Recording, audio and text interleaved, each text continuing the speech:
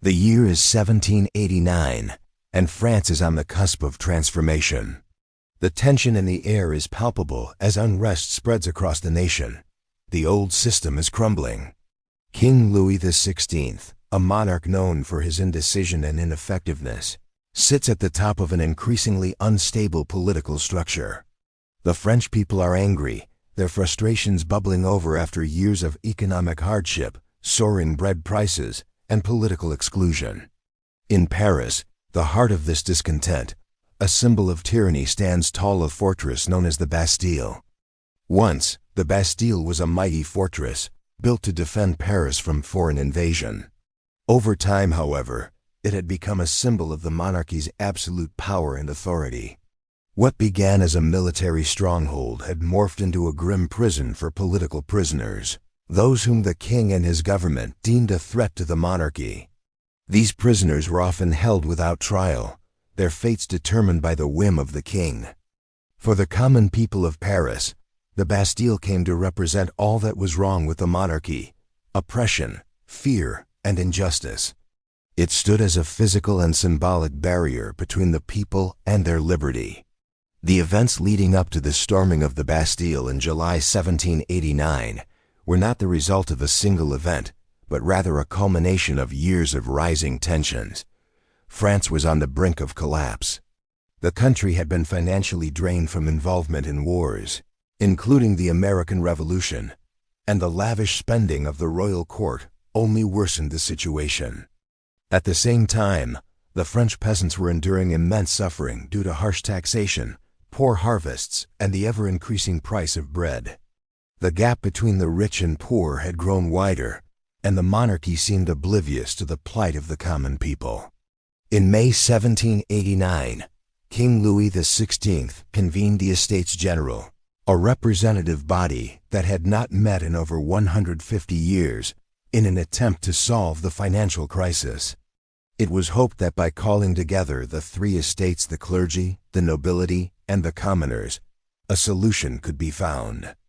However, this attempt at reconciliation quickly unraveled.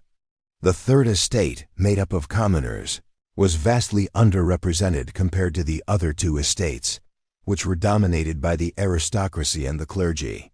When the third estate demanded a more equal representation, their calls were ignored and they were locked out of the meeting halls.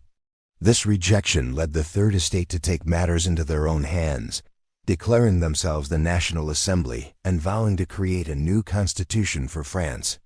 This act marked the beginning of the French Revolution. As the National Assembly moved forward with its plans for a new government, tensions continued to rise in Paris. In June 1789, the famous tennis court oath was taken, in which the members of the National Assembly vowed to never separate until a new constitution had been written. Meanwhile, in the streets of Paris, the people were beginning to take notice. The spark of revolution was igniting, and the Bastille became the focal point of their rage. The fortress represented the tyranny they had long suffered under, and its fall would be a symbol of their newfound power. As the National Assembly convened and began to assert its authority, King Louis XVI was forced to make concessions. In response to the growing unrest, he ordered troops to be stationed around Paris to restore order. This move, however, only fueled the fire of rebellion. The people of Paris were fearful of a royal crackdown and angry that their voices were not being heard. The streets became a breeding ground for rumors, and the people were convinced that the king was preparing to attack. The Bastille, sitting at the heart of Paris, became a symbol of this looming threat. On July 14, 1789, the situation came to a head. A group of Parisians, many of them working-class men and women, gathered at the Hôtel des Invalides to seize weapons for their cause. From there, they marched toward the Bastille, demanding the release of prisoners and the surrender of the fortress.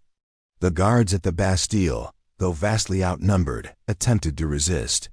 But the revolutionaries, fueled by their anger and fear, stormed the gates. The assault on the Bastille was swift and chaotic. The revolutionaries, armed with crude weapons, clashed with the soldiers guarding the fortress. As the battle raged on, the governor of the Bastille, Bernard-René de Launay, attempted to negotiate. But the crowd was relentless, and after several hours, the gates were breached. The revolutionaries poured into the fortress, freeing the few prisoners inside. Launay, the symbol of royal authority, was captured and executed by the mob. His death marked the beginning of the end for the monarchy's control over the people. The fall of the Bastille was not just a military victory, it was a symbolic one.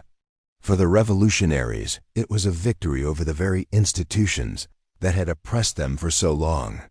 The Bastille, once a symbol of royal tyranny, had been reduced to rubble. The event sent shockwaves through France and the world. News of the storming of the Bastille spread quickly, and it became a rallying cry for revolutionaries across the country. The storming of the Bastille had ignited the flame of the French Revolution, and there was no turning back.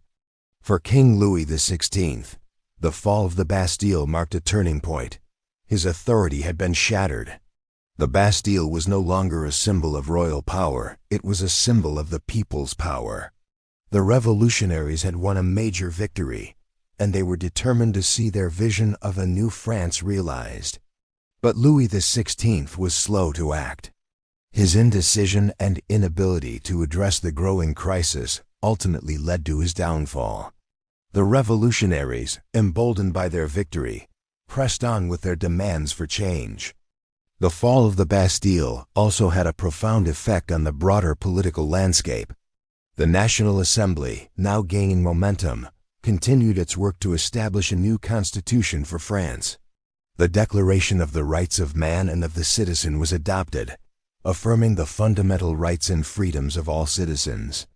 The people of France had begun to break free from the shackles of monarchy and feudalism. The revolution had begun, and there would be no going back. The storming of the Bastille was not just a moment of triumph for the revolutionaries, it was the beginning of a new era. The French Revolution was more than just a political movement. It was a social revolution.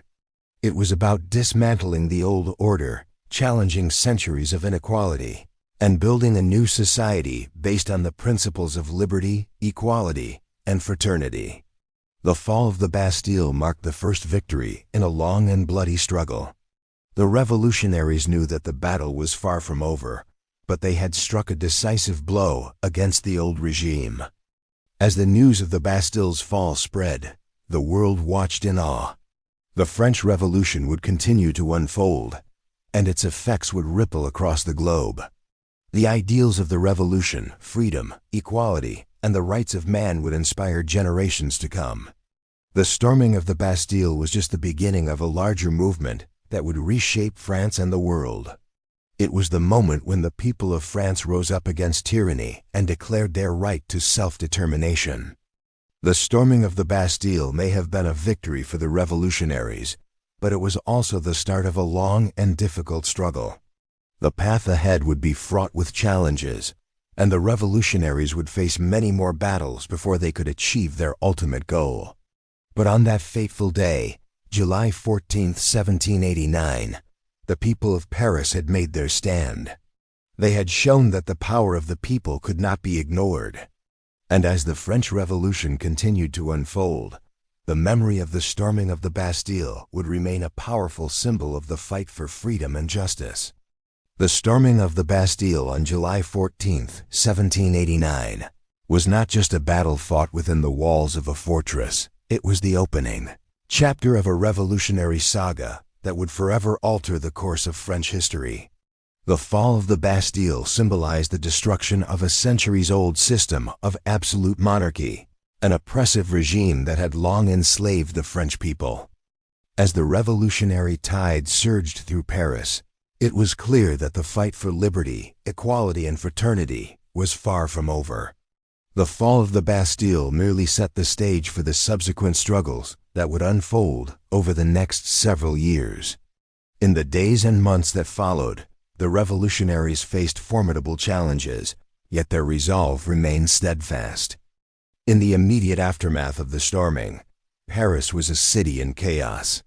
The people, emboldened by their victory, felt a newfound sense of power. The monarchy, once seen as untouchable, had been exposed as weak and fragile. King Louis XVI, who had been indifferent to the growing unrest, was now forced to respond to the demands of the revolutionaries.